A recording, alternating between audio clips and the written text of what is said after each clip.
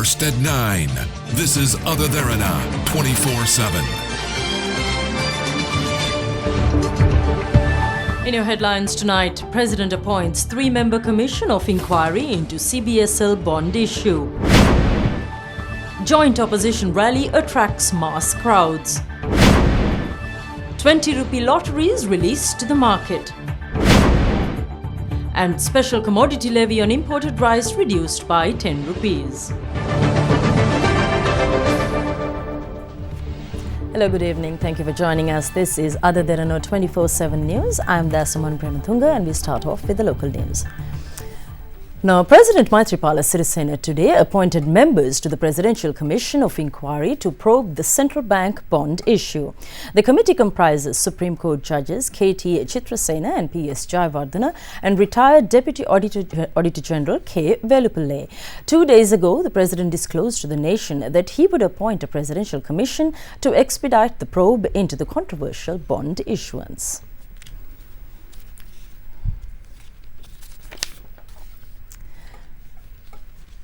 President Maithripala Sirisena says he plans to increase the country's forest density to 32% within the next 4 years from 28% at present. The President was speaking at the launch of biogas, compost fertilizer, green farm and solar power project initiated by Ananda College, Colombo today.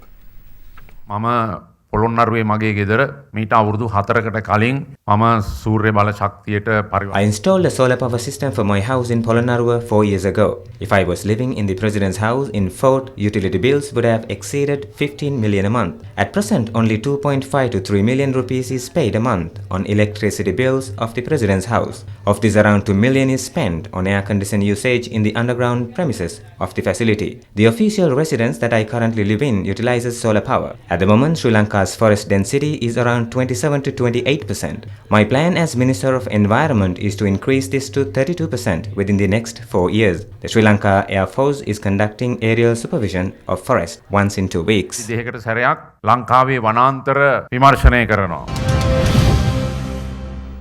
Lottery tickets to be drawn from February 1st will be sold at 20 rupees. As per a budget proposal, lottery tickets were sold at 30 rupees starting from January 1st.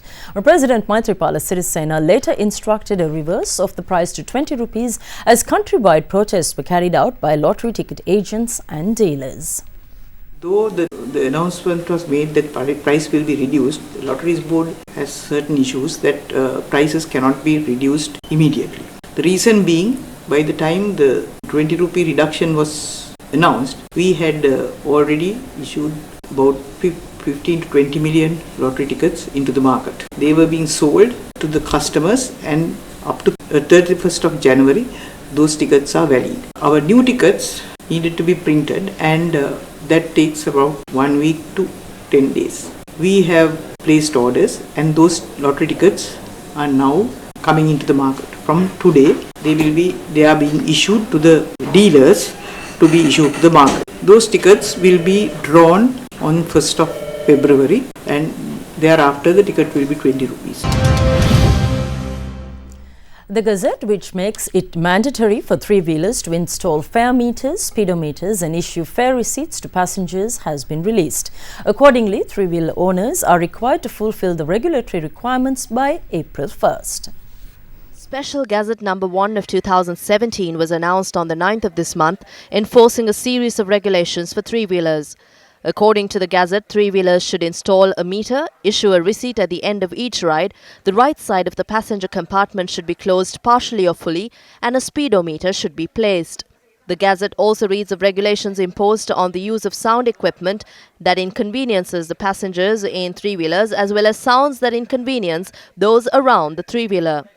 Other than descriptive details of the manufacturer of the vehicle, depicting musical lyrics, statements or numbers are banned. Covers should be fixed in order to protect the driver and the passengers from weather conditions. The registration number, the driver's name, copy of the driving license and a photograph of the driver and phone numbers of the relevant police station where the vehicle is registered should be affixed behind the driver's seat. The Gazette also includes regulations on the driver's discipline. A special traffic plan will be implemented around Golf Face Colombo starting tomorrow ahead of National Independence Day celebrations. The traffic plan to facilitate rehearsals for the national ceremony will be effective until February 4th. Tomorrow and day after, the road section from Golf Face roundabout to Old Parliament will remain closed from 7 a.m. until rehearsals end. From February 1st to 3rd, the road section will be closed from 8 a.m. to 12:30 p.m. On February 4th, the road section from Golf Face roundabout to Old Parliament will be closed throughout celebrations.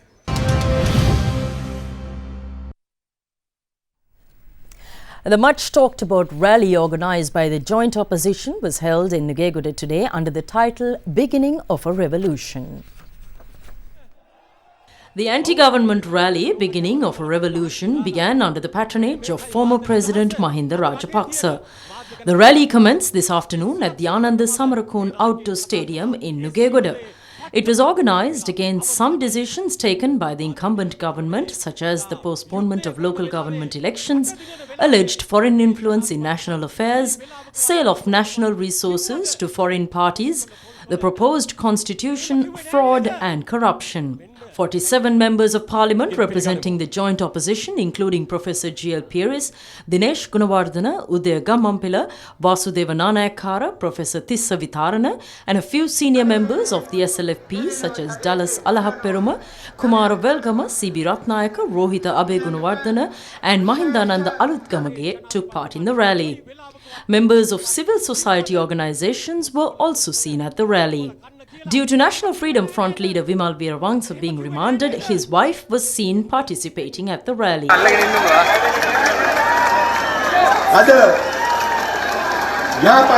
There was a warm welcome for former President Mahinda Rajapaksa as he entered the premises where the rally was underway.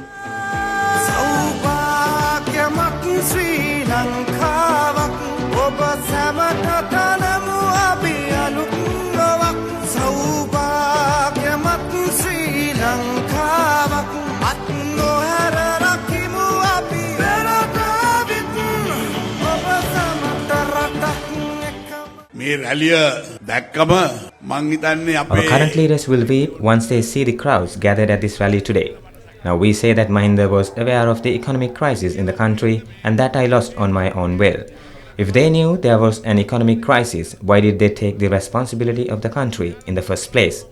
We have to listen to such immature statements these days. Hambantota and Trincomalee ports are being sold.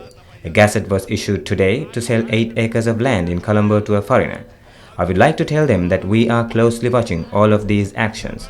And I advise those who are purchasing these lands to be more cautious. Newspapers, television stations and radio stations are being established with the profits made in the country's biggest fraud in the country.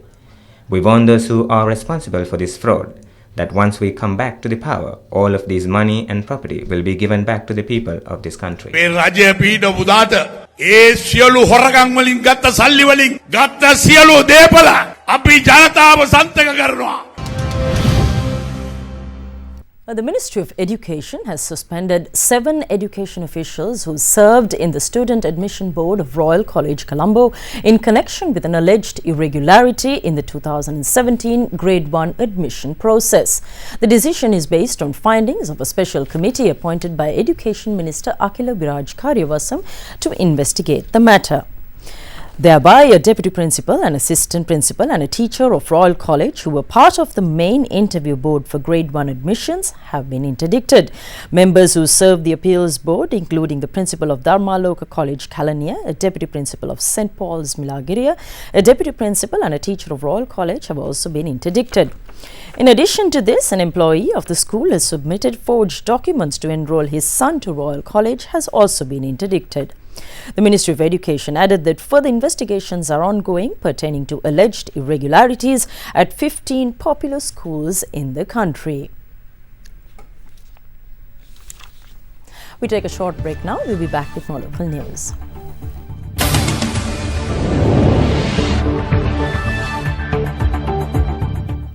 Welcome back. And in your business news tonight, Prime Minister Ranil Wickremesinghe says it is pivotal for a country to attract foreign direct investments for development. The Prime Minister said this speaking at the inauguration of the Megapolis Logistics City project. The opening ceremony of the Logistics City was held with the participation of Prime Minister Ranil Wickremesinghe and Minister of Megapolis and Western Development Patali Champika Ranawaka. Speaking here, the Prime Minister said that revenues will be generated through maritime, air and business sectors. He also said that as a result of the decision to sign free trade agreements with China, Europe and India, there will be an opportunity to export Sri Lankan products to those countries. විශාල වාසියක් ගන්න නාවක ගුවන් ව්‍යාපාරික අංශ ගෙනින්. ඒ වගේම අද අපිට තියෙන නිදහස් වෙළඳ කිවිසුම් අපි අත්සන් කරන්නට යන්නේ ඒවා යුරෝපෙට, චීනෙට, ඉන්දියාවට යන නිසා වෙනත් අයට ඇවිල්ලා කර්මාන්ත ශාලා ඉකල්ලා තමන්ගේ භාණ්ඩයේ රටවල් වලට විශේෂයෙන්ම අපනයනය කරන්න. And now we take a look at the stock update of the day. The benchmark all-share price index gained 7.65 points to close at 6,137.7, while the S&P Sri Lanka 20 index gained 4.28 points to close at 3,483.67. The turnover was 554.24 million rupees, with 50 million shares changed in hands in 2,354 trades. The market capitalization at the end of the day was 2,705.51 billion rupees. Top 5 gainers of the day were Chilau Finance, Dilma Ceylon, Berula Resorts, Lucky Lanka and Macwoods Energy, while the top 5 losers were SNB Leasing, Non-Voting, Amana Takaful, Radiant Gems, Tangerine Beach Hotels and HNB Assurance. Today's foreign purchases were 337.94 million rupees and foreign sales were 330.66 million rupees. There were 4 crossings today and the crossing turnover was 166.29 million rupees. Nadun Fernando has been appointed the new chairman of the Ceylon Petroleum Corporation with immediate effect. Minister of Petroleum Resources Chandima Virakodi has made this appointment today. Nadun Fernando, an attorney at law, replaces T.G. Jayasinghe, who served as chairman and managing director of CPC. Let's now take a look at how the Sri Lankan rupee traded against other currencies.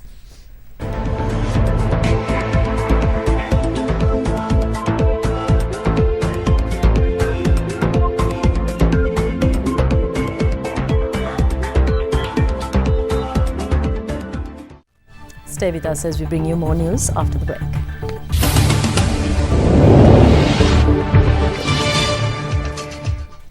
Welcome back. The Consul General of India in Jaffna, A. Natarajan, pledged India's continued contribution to the development of Sri Lanka's northern province. He said this speaking at the inauguration of the Jaffna International Trade Fair this morning.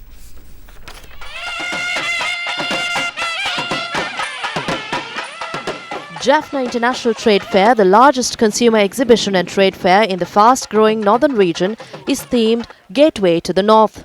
Held for the 8th consecutive year, the trade fair aims at strengthening small and medium enterprises in the region. A special 75-member delegation from India is visiting in Sri Lanka to attend the event and explore trade and investment opportunities here.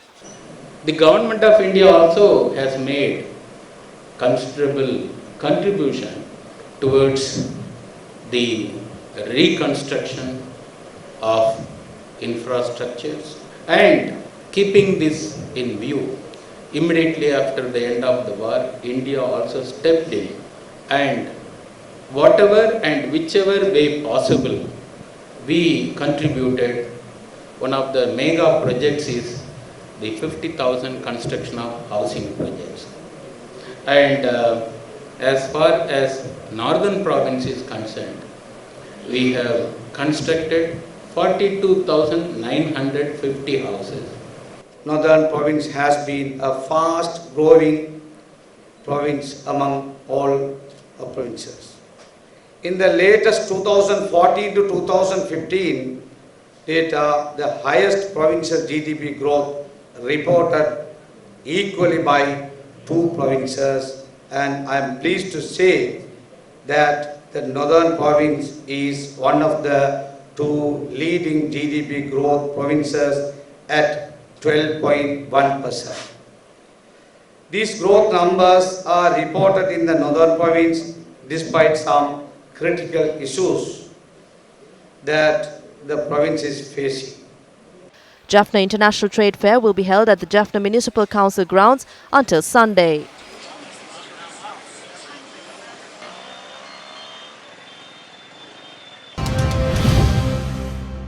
And the special commodity levy on imported rice has been reduced from 15 rupees to 5 rupees per kilogram with effect from midnight tonight. The Ministry of Finance issuing a statement says this action was taken in order to provide relief to the public. However, the ministry says the duty relief is only applicable to imported red raw rice, nadu and samba, but not for basmati rice. The Institute of Chemistry, Ceylon, organises Chemex 2017 at the Sri Lanka Exhibition and Convention Centre. Chemex is a signature series of chemical educational exhibitions to create awareness in the general public towards the importance of the chemical sciences.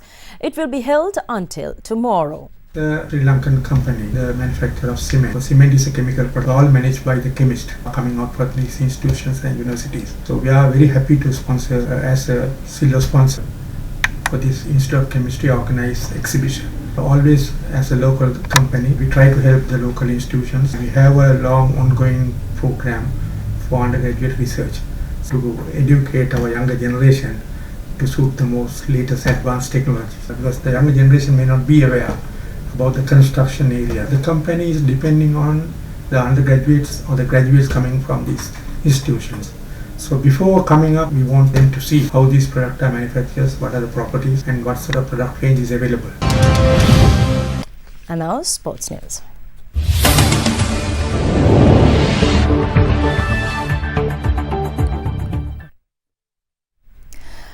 And in sports news, Tiger Woods produced the good, the bad and the ugly in this first PGA Tour starting in 17 months yesterday, while Olympic champion Justin Rose set the early pace in the opening round of the Farmers Insurance Open. Back in the Familia on the way to a 4 over 76 on the south coast, while Justin Rose eagle in late 1996. Woods, who was sidelined by back pain and a series of surgeries, had not competed in a regular PGA Tour event since August 2015. Japanese sumo wrestler Sato performed a ring-entering ceremony at the Tokyo Meiji Shrine today after receiving the Yokozuna belt in a ceremony marking his status as Japan's sumo grand champion. For the first time in years, Japan now boasts the sumo grand champion. Hundreds of people lined up in and near the shrine in downtown Tokyo to welcome the first Japanese wrestler to reach the ancient sports pinnacle in almost 2 decades. Kaisen Osato was first handed his Grand Champion belt, then performed a ring-entering ceremony in front of a cheering crowd. Japan rejoiced on Wednesday as Kaisen Osato became the first Japanese-born and bred Grand Champion in nearly 2 decades, ending foreign-born wrestlers' domination of the ancient sport's top rank. And let's take a look at some international news now.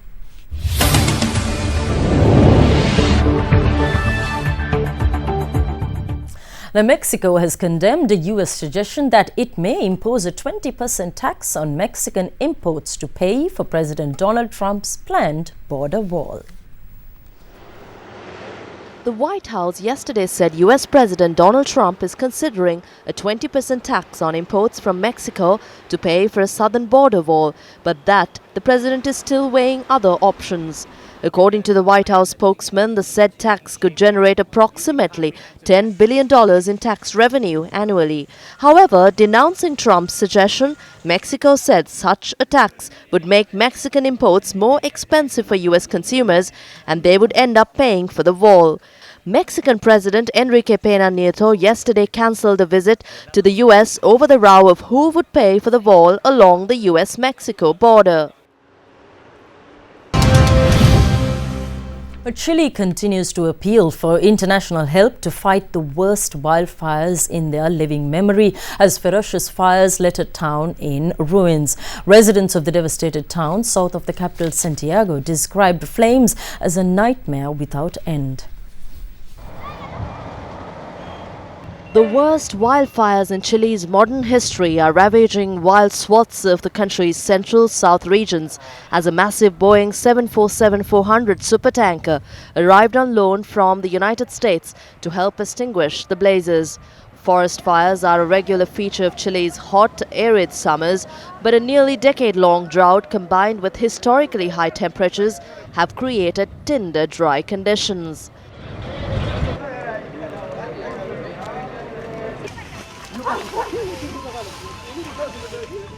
International help from France, the United States, Peru and Mexico is pouring into Chile as the fires swept through forested hills and into neighboring towns, scorching homes, industry and the region's world-renowned vineyards. As of Wednesday, 85 separate fires had been recorded, covering some 469,500 acres, more than twice the area of New York City. On Wednesday, some 1,500 houses were burnt down overnight, completely consuming the Chilean town of Santa Olga. More than 90 wildfires have broken out in recent weeks. The country last week declared a state of emergency.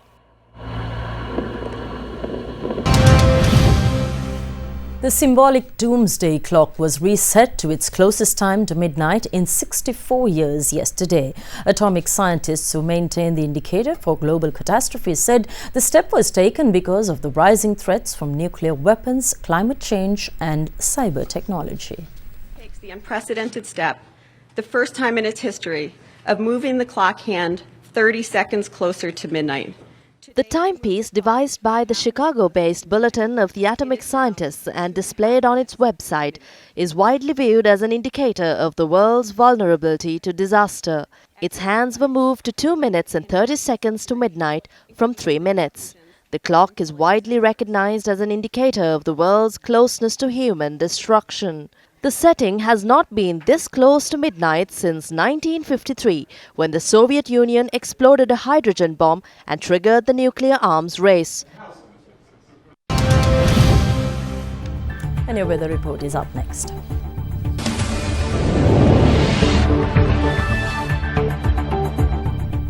And here's a look at your weather forecast for tomorrow. The prevailing rainy conditions are likely to continue over the island and surrounding sea area, and showers or thunder showers will occur at times in most provinces of the island.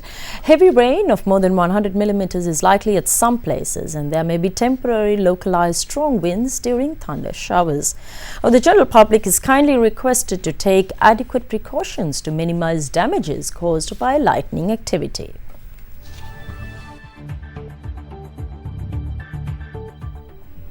And let's now take a look at the city-by-city weather forecast.